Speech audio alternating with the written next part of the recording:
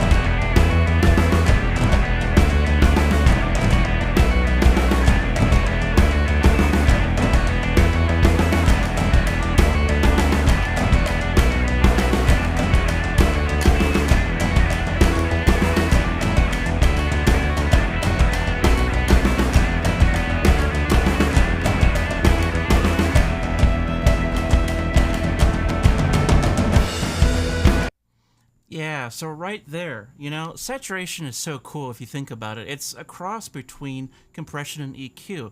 You're changing the tone, but you're also compressing, okay? Pretty cool.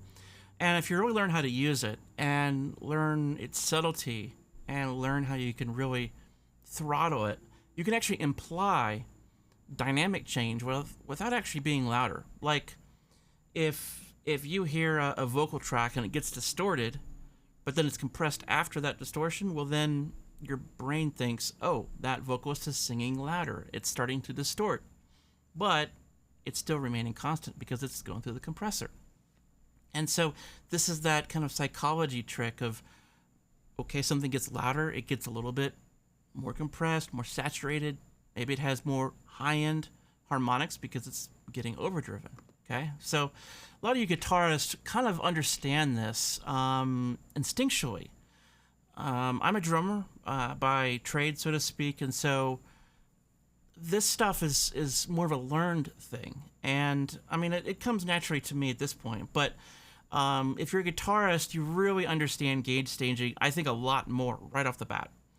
That is definitely one benefit of playing guitar, is just understanding all of those interactions with gain staging. But this is a saturator. I'll go ahead and solo this. Maybe I'll figure out a spot in the song I could show you. Kind of comes up here and then fades down.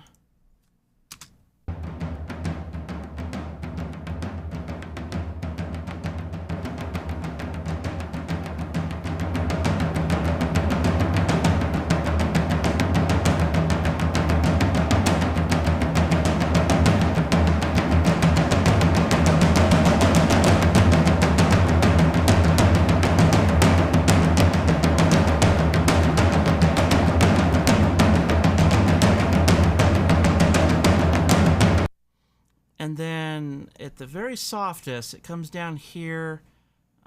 See here, the marker number 6 is where it goes out totally. So this should still have the drums.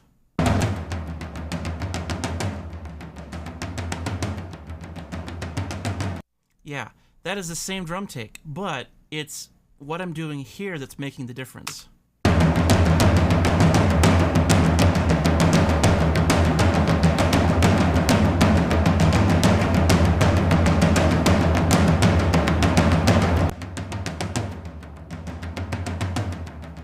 Yeah, so what I did is, as anything, try not to go all or nothing with stuff.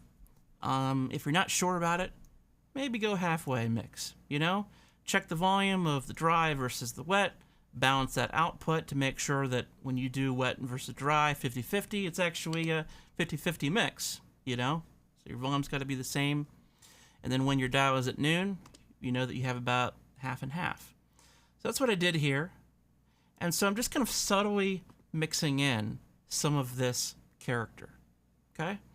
It's kind of a, I don't know. Maybe you'll find some value in that. So let's see how well it works for something maybe like a compressor. You know? Maybe, yeah, sure, whatever. Let's do this one.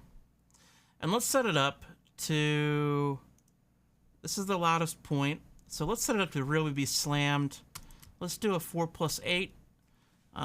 That'll open up the attack, and but you still get that kind of reactiveness of the all buttons. And let's set it up at the loudest point here to be pretty aggressive.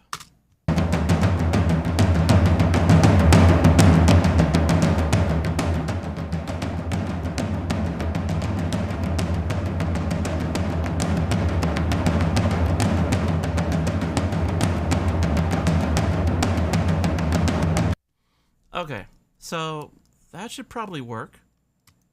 Just turn this down here. I turned it up for the sake of the video here. And let's see how this works. See, we have... Let's see what it's doing in the quiet part, just to see what the range is. Okay, perfect. It's not even doing anything. That's perfect. So, let's check this out, see how it plays with the rest of the mix.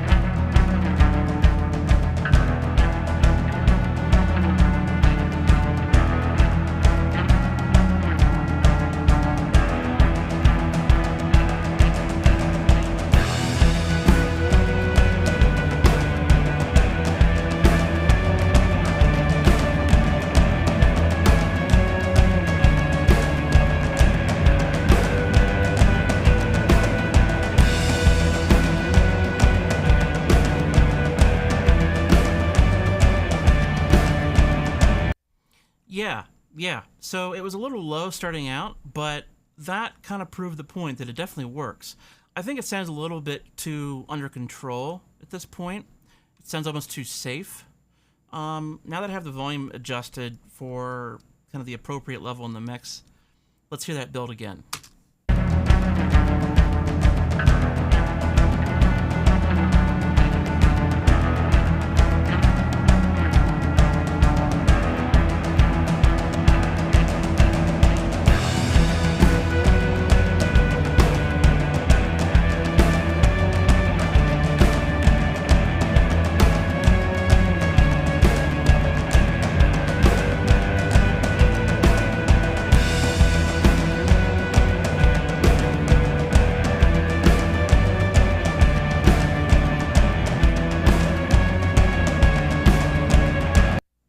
Yeah, so that definitely worked.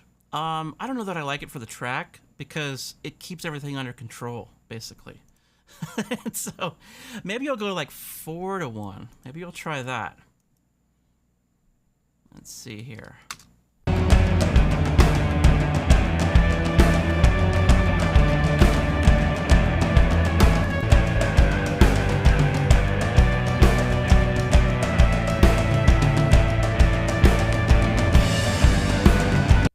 Let me find the lowest point here.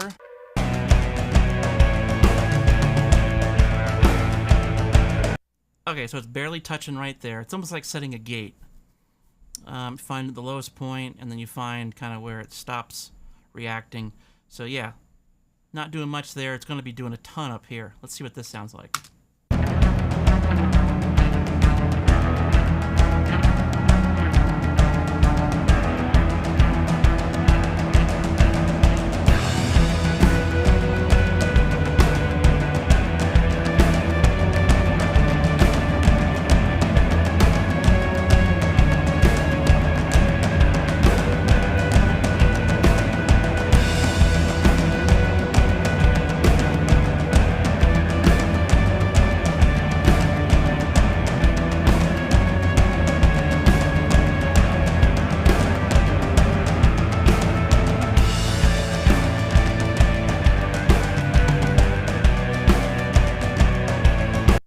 Yeah, that's definitely pretty weird. So I think even a lower ratio than this would work. But this could still be a very valuable way of mixing for guitars, maybe not for drums, but for guitars, it could be a subtle thing like a LA3A. It just ends up being kind of dimed in that compressor, and then, I mean, they're pretty much compressed already, right? If they're overdriven guitars, but it would basically be, okay, it's fully in the color of the compressor at that point, right? So you can have something fully engaged in the piece of gear, even if it's super consistent in the dynamic range. So yeah, this is cool. I probably would do something even lower, 2-1 kind of thing. Maybe go over to the UAD version of that. But I really think, and I've been playing, you kind of see it here, I've been playing with transformer type ideas, because I really like the rawness, and you get the control over the peaks, but then you kind of don't get the control of the compressor, and it still feels a little raw, feels a little more dynamic.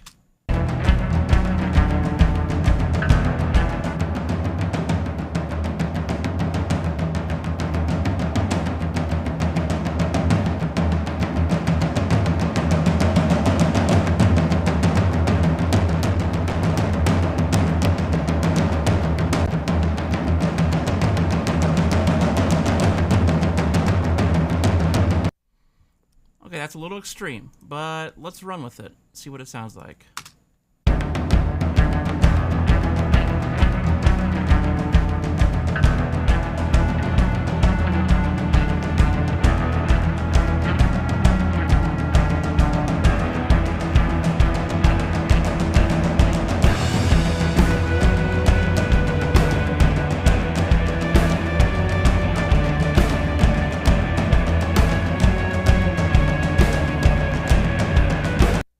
Low part.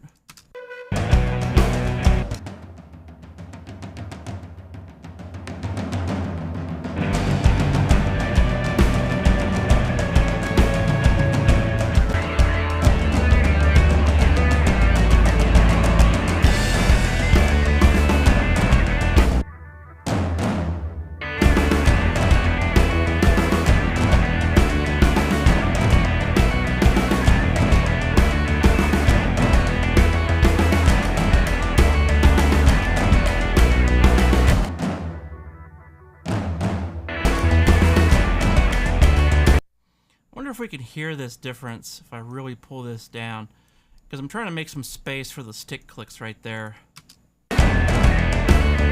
And this is a little extreme, okay? I will admit that, so don't think I'm crazy.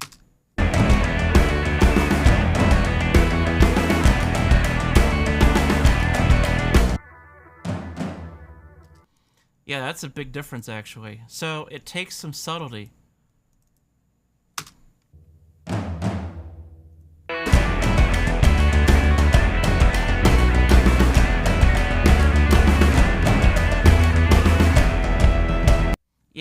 Yeah.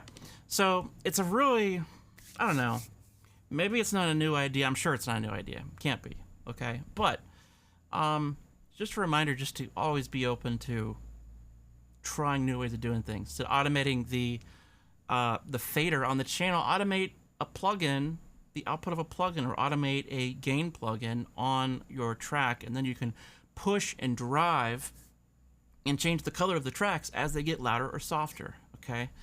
So yeah, really simple concept, but hope you got something out of this. I'll see you next time.